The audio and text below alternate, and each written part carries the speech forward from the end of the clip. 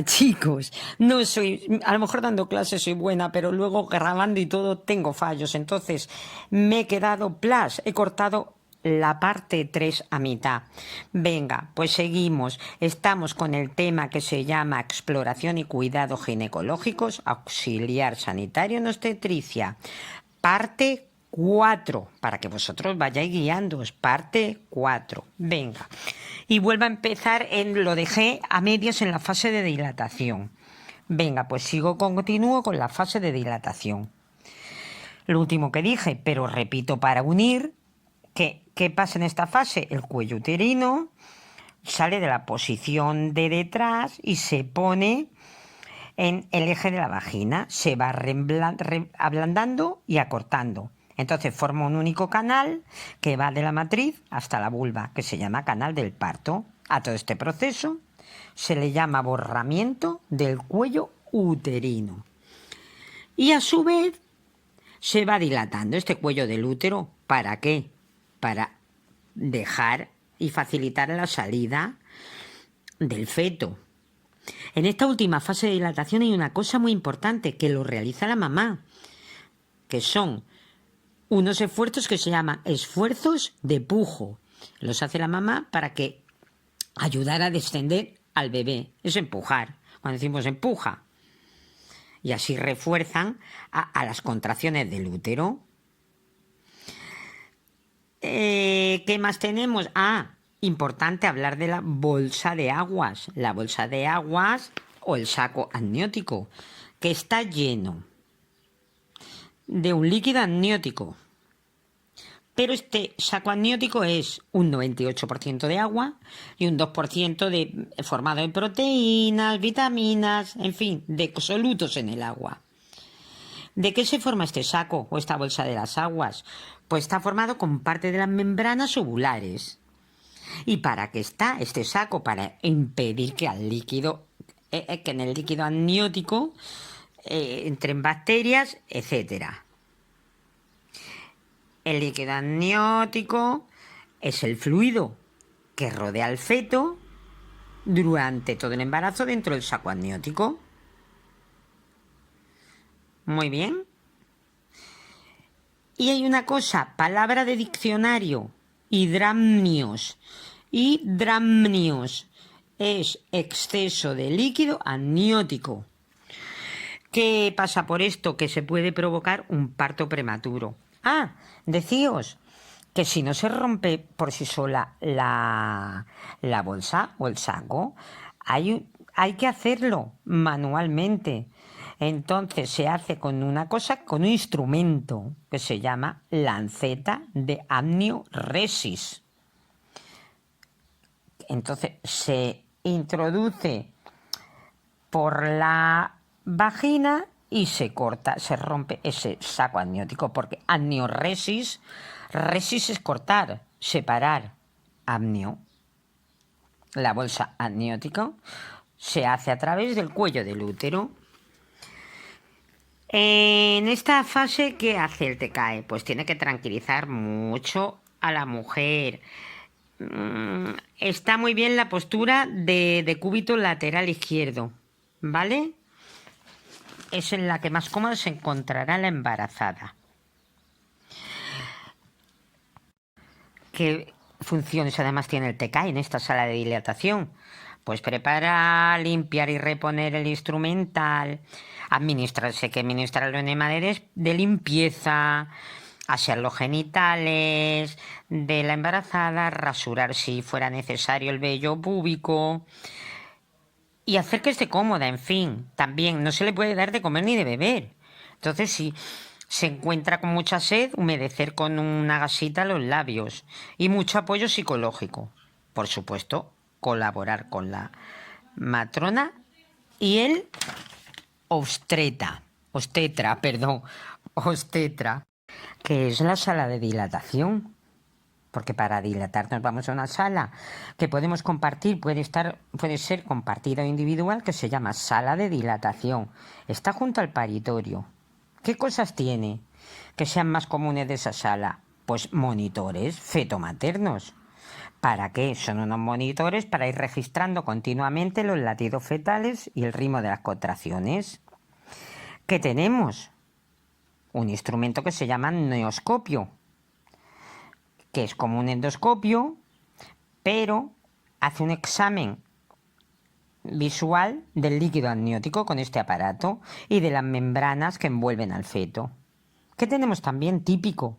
El estetoscopio de Pinar. Estos tres conceptos los preguntan. ¿Qué es el estetoscopio de Pinar? Pues un instrumento para auscultar los latidos cardíacos del feto. Venga, voy con la segunda fase del parto. Fase de expulsión.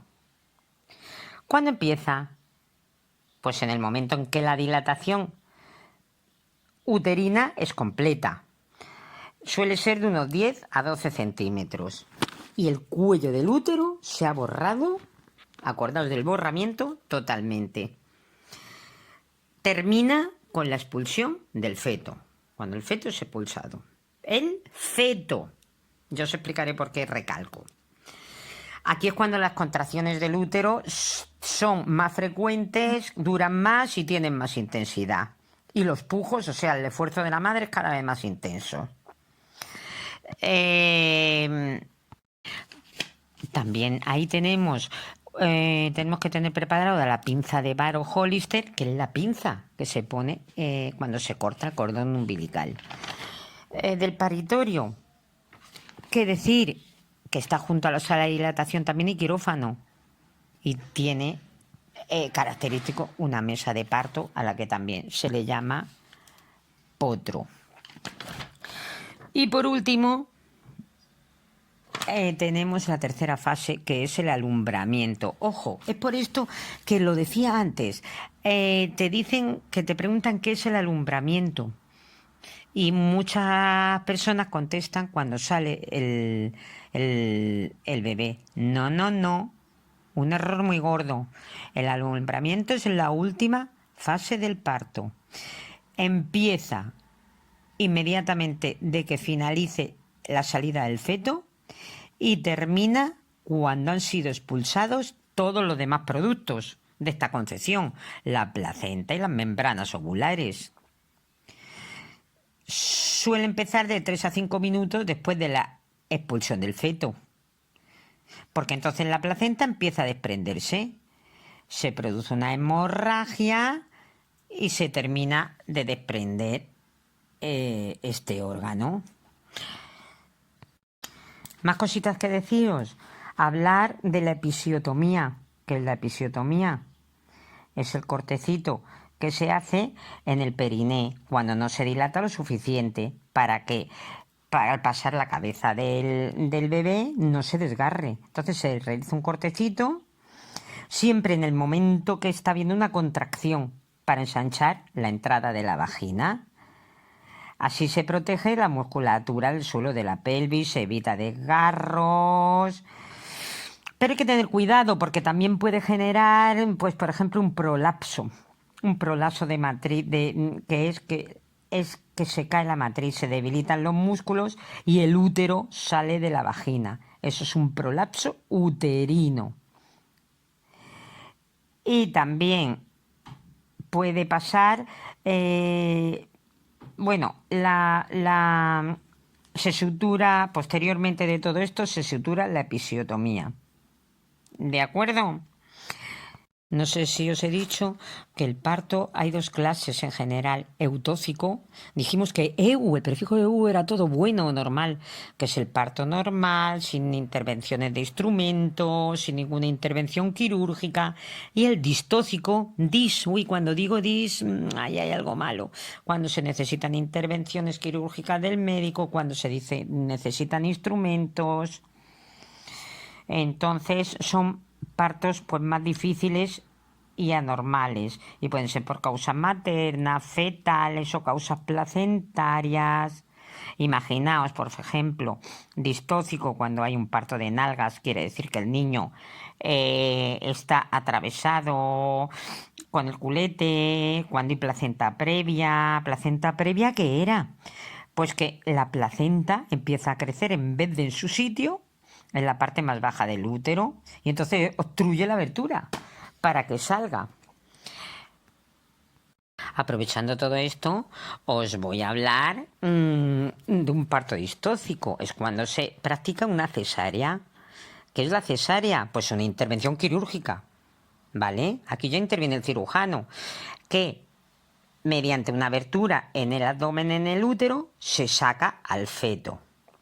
Pues ¿por qué? Porque por urgencia, pues porque está perdiendo oxígeno, porque está perdiendo el bienestar fetal, por problemas cardíacos de la madre. A ver, esta cesárea puede ser de dos tipos. Electiva o programada es cuando se decide. El ginecólogo, el obstetra o obstetra dice, venga, vas a venir pasado mañana. O puede ser, el otro tipo es intraparto. La palabra lo dice también. Se decide en el transcurso del parto. En el momento del parto hay una complicación, la que sea, y ala, cesárea. Es lo mejor. Lo primero es el no sufrimiento fetal. Decir también que según la zona en la que haga la incisión era corte, ¿verdad? Bueno, pues tenemos cesárea corporal, que es a lo largo la incisión en la zona anterior del útero, es la más complicada. Se suele hacer cuando va junto a una histerectomía o cuando ha habido más cesáreas, que era en la histerectomía, la extirpación del útero. Bueno, corporal, según la zona de incisión, la clase de cesárea corporal la que menos se hace, y la otra la segmentaria. Segmentaria, pues se hace en el segmento inferior del útero. Una incisión muy chiquitita para romper las menos posibles fibras musculares, que es lo que se debe hacer, pero claro, es según el caso. ¿Qué clase de incisión o corte tenemos para la cesárea? Pues una incisión en forma de T de Toledo, que así se extrema fácilmente al bebé. Otra transversal, de forma transversa, que produce menos daños.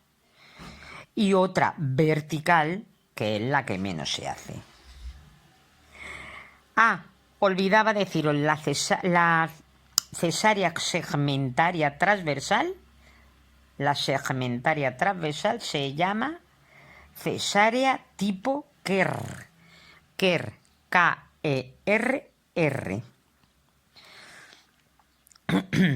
Perdón, la herida de esta incisión, pues más o menos a los 10 días cicatriza. Hay que limpiarla bien, siempre, y desinfectarla, ponerle un antiséptico.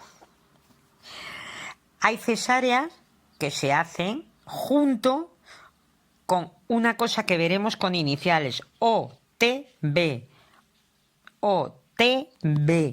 y se llama oclusión tubaria bilateral o también salpingoclasia. Al diccionario, ¿qué es la oclusión tubaria bilateral o salpingoclasia? Pues es la ligadura de trompas, que es un método anticonceptivo. Hay veces que hacen la cesárea y lo hacen a la vez con la ligadura. También lo he visto preguntar, Ojito. Aparte de la cesárea, en la parte del parto distócico también hemos dicho que es cuando se utilizan instrumentos. Se utilizan muy poco, se suelen utilizar poquísimo, sobre todo los forceps. Hoy en día se intenta hacer cualquier medio, ¿vale? Pero quiero que sepáis lo que son.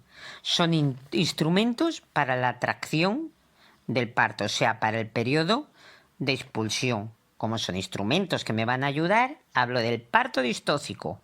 Y tenemos la ventosa, que es como la palabra dice, una ventosa obstétrica, que se conecta a un sistema de vacío y con la ventosa se instala en la cabecita del niño cuando está saliendo para ayudar.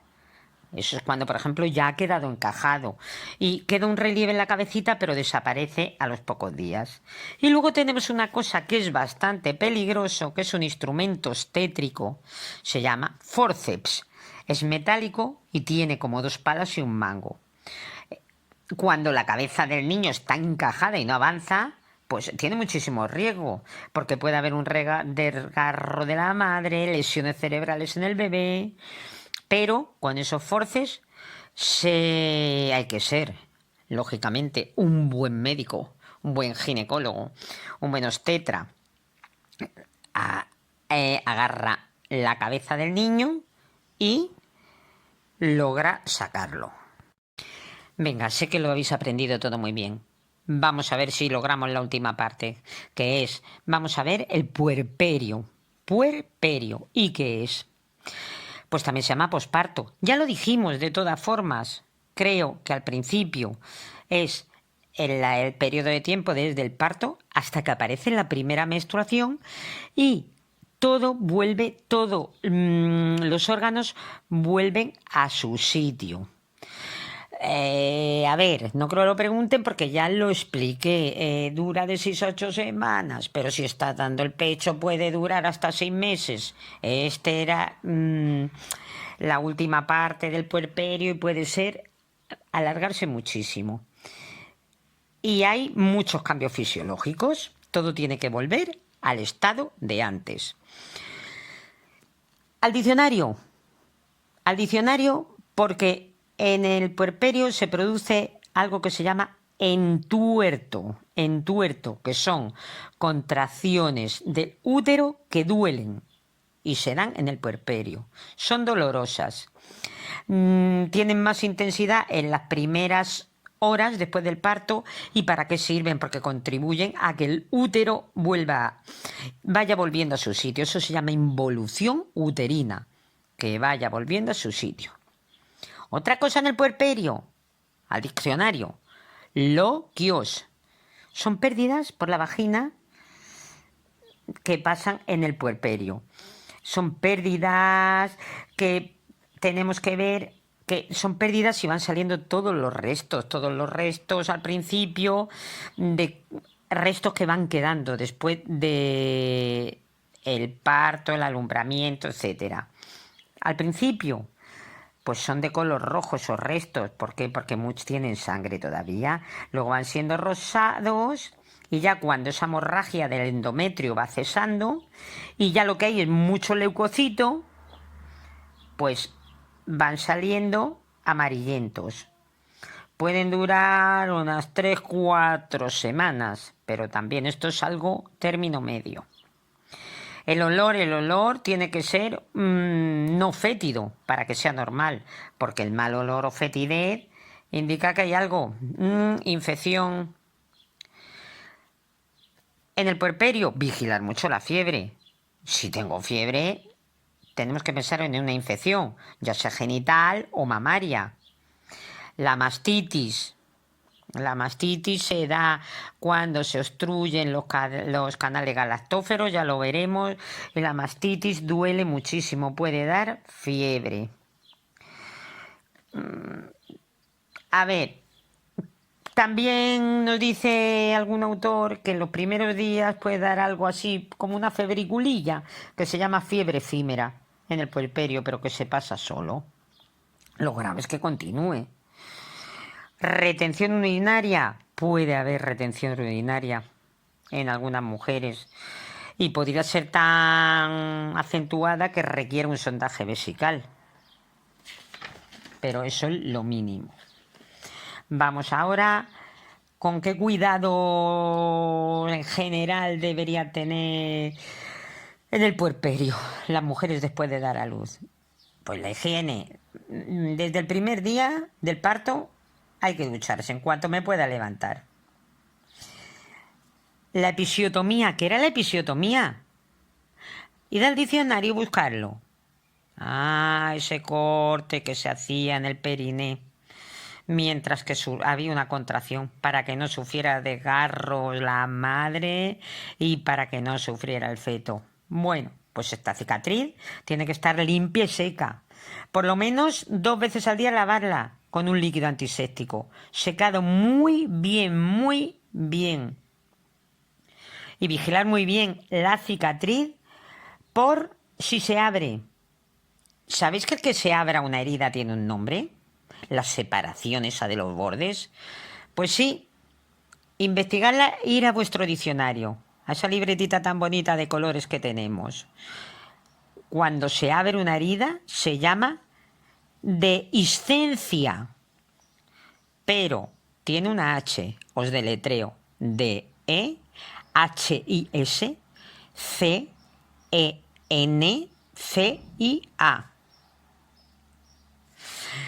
¿Qué más cosas en el puerperio? Fomentar la lactancia materna. Limpiarse muy bien los pezones con agua tibia antes y después de dar el pecho.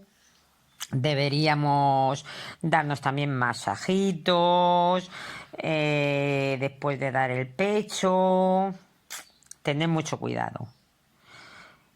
Y si es alimentación artificial, hay que tener muy buena higiene con los biberones y las tetinas y la técnica de preparación. La ropa interior. Pues siempre la ropa interior deberíamos, pues tenemos que usar, hay como unas, diría gasas, bueno, hay una cosa que se llama pezoneras para proteger el pezón y el líquido que se va, ¿sabes? Saliendo, pues tenerlo ahí, empaparlo con eso. Y hay sujetadores que son muy cómodos, que además tienen una abertura para dar el pecho. Respecto a hacer ejercicio físico, pues antes de que cicatrice la episiotomía o cicatriz de la cesárea, no debemos. Pero luego ya poco a poco tenemos que fortalecer la musculatura del abdomen y del suelo pélvico sobre todo. Psicológicamente, pues podemos tener periodos depresivos por inseguridad, porque te viene de nuevo, sobre todo cuando es el primer hijo. En fin, puede darte un poquito de depresión posparto, que no será malo ni patológico, a no ser que dure más de lo normal y sea muy acentuada, con lo cual tendremos que ir a un especialista. Hay personas que después del parto tienen incontinencia urinaria. ¿Por qué? Hay que prevenirlo. Pues ¿por qué? Porque se ha dilatado mucho el canal. Pues hay que hacer ejercicios perineales, que es para esa zona, para el perineal. Deberíamos aguantar lo que pudiéramos la misión y decir, ahora hago. Y hay unos ejercicios para fortalecer la musculatura del suelo pélvico que lo preguntan y se llaman ejercicios de Kegel. Kegel, para fortalecer musculatura del suelo pélvico. Se hacen con la vejiga vacía y acostado apretamos los músculos del suelo pélvico de 3 a 5 segundos y otros 3 a 5 segundos los relajamos. Estamos terminando el tema, chicos. A lo mejor lo termino aquí. Ay, espero estar haciéndolo bien. Vamos con qué cambios fisiológicos hay en el puerperio. Voy a decirlo en general, lo que pueden preguntar. Respecto a los ovarios, descienden la cantidad de hormonas esteroideas que provienen de la placenta. Claro, pues desciende esta cantidad. ¿Cuáles son las hormonas esteroideas? Para que lo aprendáis. Pues son esteroides que actúan como hormonas. Pero bueno, son 5 grupos. Apuntadlo porque en el futuro lo necesitamos. Las hormonas esteroideas son glucocorticoides, mineralcorticoides, andrógenos, estrógenos y progestágenos. Apuntad lo que os va a venir bien para el futuro. Respecto al útero, ¿qué cambios hay? La involución, lo que os dije, involución uterina, volviendo a su estado. Entonces diariamente va reduciendo peso este útero, poco a poco. El miometrio, que es la capa intermedia muscular, la capa intermedia de músculo del útero, ya lo veremos, pesa 1 kilo más o menos. Pero empieza la involución y pesa la mitad, a lo mejor en una semana ya 500 gramos, empieza a disminuir a 300 gramos y a lo mejor ya en la sexta semana ya unos 100 gramos, dijimos que a lo mejor tenía que pesar unos 60 gramos, 100 gramos ya. A la sexta semana más o menos ha vuelto a su estado. La vagina y la vulva, pues como han tenido mucha congestión, desaparece esa congestión, ese edema, ese enrojecimiento. Y empieza a reconstruirse el epitelio, la piel de la vagina, que ha quedado un poco dañada. ¿Qué pasa respecto a la secreción láctica? Pues que la glándula mamaria se prepara para dar de mamar al niño. Se está preparando durante la gestación por medio de, acordaos, de la progesterona, del estrógeno y de una hormona que se llama lactógena placentaria. Y entonces ahí se van desarrollando los canales galactóforos. ¿Qué son los canales galactóforos? Apuntad. Pues son los conductos que transportan la leche hasta el pezón. Se van desarrollando esos canales y las células secretoras. Las células secretoras de las glándulas mamarias son las que van segregando la leche. Al final del embarazo puede haber una secreción, que es calostro. Es normal, no pasa nada. Pero una vez que hemos dado a luz, se disminuye lo que os he dicho, los estrógenos, la progesterona, y empieza la secreción de prolactina. ¿Qué es la prolactina? La que me estimula la secreción de la leche. La secreción esta láctea continúa y se va adaptando a las necesidades del recién nacido. Conforme el recién nacido va succionando, se va aumentando la prolactina. ¿Por qué no se produce la ovulación? ¿Sabéis por qué? Por el alto nivel de prolactina que tenemos. Pero, ojo, hay que tener en cuenta que podemos quedarnos embarazadas. Puede ser más difícil, pero puede ocurrir. Ojito. Respecto a los cambios psicológicos, pues también hay muchos cambios de humor. Ya os he hablado antes de lo que puede pasar, de ese síndrome del puerperio, de depresión, pero que tiene que pasarse para que no sea patológico. Hay cambios de humor. También depende mucho de las experiencias previas de cada mami, de la personalidad de la mami, de las características del recién nacido, de los cambios hormonales. Los cambios hormonales me hacen mucho.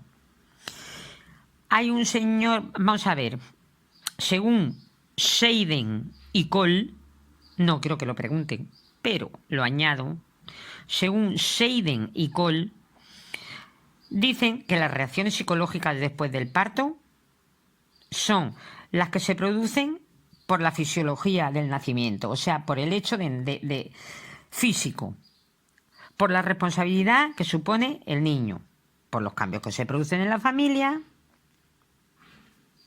y también hay que añadir si el niño nace con alguna patología o mucho más si el niño muere. Ya os he hablado de la depresión postparto, ¿verdad? Vale, pues es un trastorno del estado del ánimo tras dar a luz. Sí, me lo preguntan. Terminando, he añadido ya aquí unas cosas que me parecen muy importantes. Ay, espero que os esté sirviendo mucho, chicos. En el embarazo, ¿qué enfermedades puede tener la mami? Solo voy a citar alguna o grave o muy importante, ¿vale? Y tenemos la enfermedad tromboblástica gestacional. Es muy importante, ¿eh? Es una afección, una enfermedad que se desarrolla en el útero. Fijaos, las células eran normales, pues se vuelven anormales en el tejido que se convertirá en la placenta. Es un tumor, al fin y al cabo, de esas células que se van a convertir en placenta. Os hablé de la preeclampsia, que mucho cuidado con la hipertensión arterial, ¿verdad? Pues ahora voy a hablar de la eclampsia, complicada, gravecita. Son convulsiones en el embarazo debido a la hipertensión y suelen no, a ver si aparecen, porque es una enfermedad que no se da en un tanto por ciento muy poco. Aparecen después de la semana 20 de embarazo, en el parto o en el puerperio. Por eso vigilar mucho la tensión arterial. Anemias. Anemias se da mucho la anemia por falta de hierro. Bueno, vamos a ver, clases de anemia, ¿vale? Yo lo voy a decir y ya aquí os voy a introducir para cuando lo veamos en otro tema, en las clases de anemia. Ya está dicho y os lo vais a aprender. Pues a ver, puede haber por déficit de vitamina B12, por déficit de ácido fólico, por déficit de hierro, por una enfermedad crónica que tenga la mami.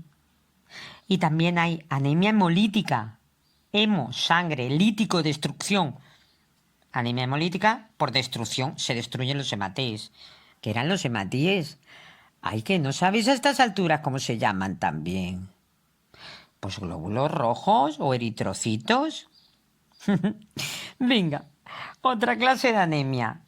La anemia aplásica idiopática. ¿Qué le pasa a esta anemia? Pues que la médula ósea no produce células sanguíneas. Acordaos que la médula del hueso es uno de los sitios de producción. Otra clase de anemia, la megaloblástica. ¿Aquí qué pasa? ¿Por qué no se producen eritrocitos o glóbulos rojos? Porque no se sintetiza bien el ADN. El ADN, ya lo veremos, ADN estaba en el núcleo de las células. Deciros que la anemia que he dicho por falta de B12 se llama anemia perniciosa, porque la vitamina B12 la necesito para producir los hematíes. Y una cosa que puede pasar, una anemia macrocítica. Macro, más de lo normal, más. Bueno, pues la anemia macrocítica es que los eritrocitos tienen mayor volumen. Chicos, con esto terminamos el tema. Estoy también pensando, siempre cuando doy cada tema, pues siempre hay alguna palabra que me gustaría haber dicho para ponerla en nuestro diccionario. Siempre hay algo que falta, porque siempre quiero que sea al 100% completo. Entonces, yo también estoy haciendo una recopilación de, ¡ay, que esto se me ha olvidado, esta palabreja! O esto tal que es muy importante para ellos. Pues lo voy a ir poniendo, todo me lo voy anotando y luego pues en clases especiales ir diciendo, a ver, cosas que me parecían importantes, ya no sé si lo haré por temas o mezclado, pero que tengan que ser muy importantes. Venga, chicos, con esto se termina este tema. Encantada de estar con vosotros. ¡Mua! Besos virtuales.